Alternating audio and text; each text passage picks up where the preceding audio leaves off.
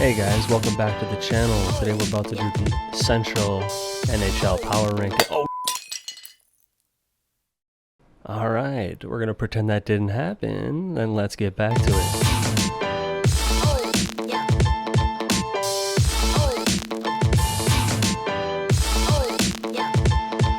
Thanks for watching today, guys.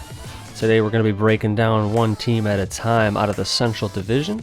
We'll be looking at who's got the most potential going into the season and who is lacking in some areas.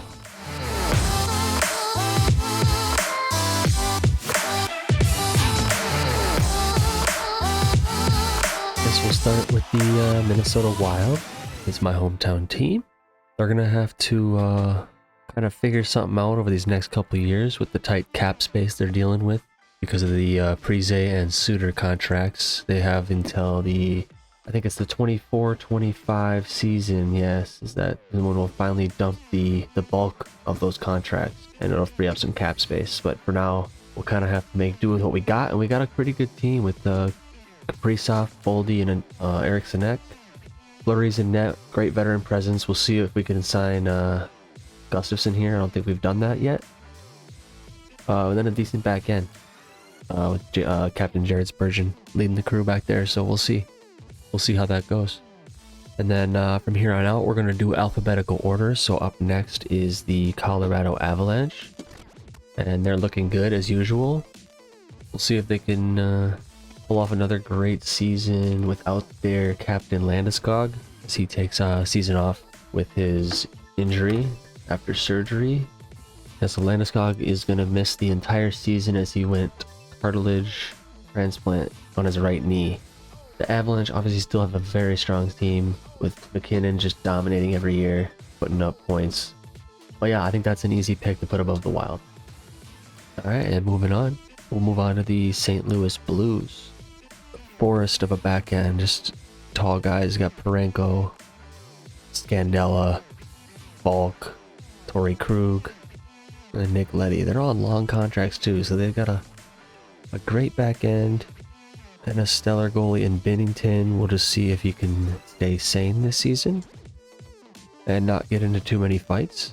But yeah, I don't know what they have for a backup, so they kind of have to rely on that solo goalie. A lot of teams have been going to that split back and forth right now.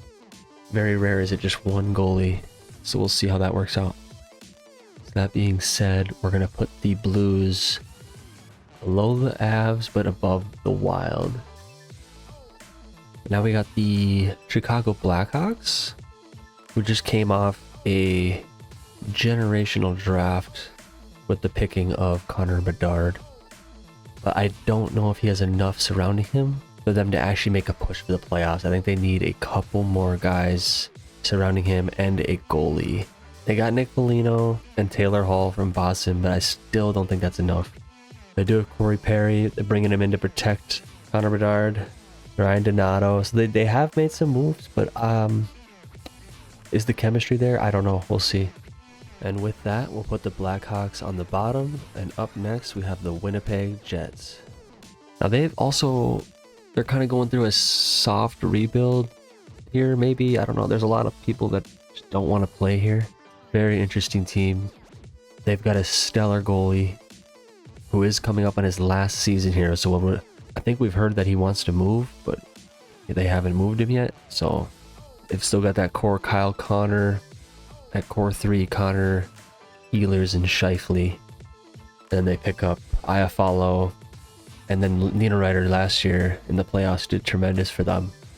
With that being said, we're going to put them above the Hawks, but not above anyone else. The Nashville Predators. Yeah, so they picked up Ryan O'Reilly. That's a big pickup for them. They've got some change too. They got new guys coming in here. They've kind of got more of a veteran back end rather than the forwards here. With Ryan McDonough, obviously their captain, Roman Josi, picking up Tyson Berry. They got Luke Shen, so they've got a little bit more of a back end here compared to their forwards. Then their goalies are, oh yeah, they have Saros, who's been great these last few seasons, so we'll see if he can keep that up. So we're gonna put them above the Jets right below the Wild.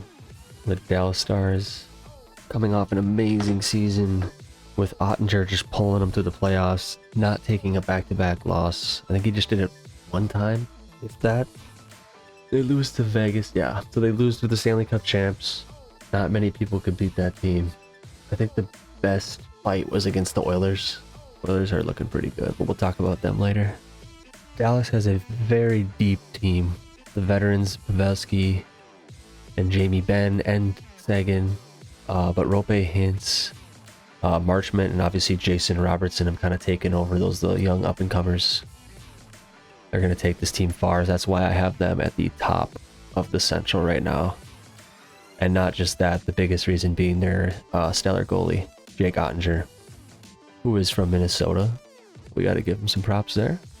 And then last but not least, it is the Arizona Coyotes, which is my third favorite team. Always try to get down to Arizona. Great place to be. They are struggling though. No one seems to want to stay there. Are they going to trade the team? Are they going to stay? I think they're all just waiting on an arena decision. Very interesting to see what goes on there. I'd love to see them stay there because I love this franchise. Love going to games down there. I happen to have to put them at the bottom, obviously. They're just not, they don't have a solid team that has been together for any amount of time. There's just constant switch up and change over through this franchise. So I think they're kind of putting all their eggs in their drafts and kind of building. So we'll see when that turns around for them. They do have a great goaltender in Carl Vamika. He just puts up numbers. Even when they lose, he's putting up 50, 60 saves, kind of like a John Gibson. I'd love to see this team be somewhere in a couple years, but for now, we're going to put them at the bottom because they just obviously haven't proven anything. So there it is. Central Division power rankings, midsummer. These obviously can change. You guys gotta let me know what you guys think in the comments. Obviously, I'm not 100% right on any of this. This is all just my opinion. Let me know what you guys think I got wrong, what I got right. I'll see you in the next one. Hey guys, if you made it this far in the video, you're a true NHL fan. Thanks for stopping in. Hit that like and subscribe button. I'll see you next time when we do the Pacific to finish off the West. See you then.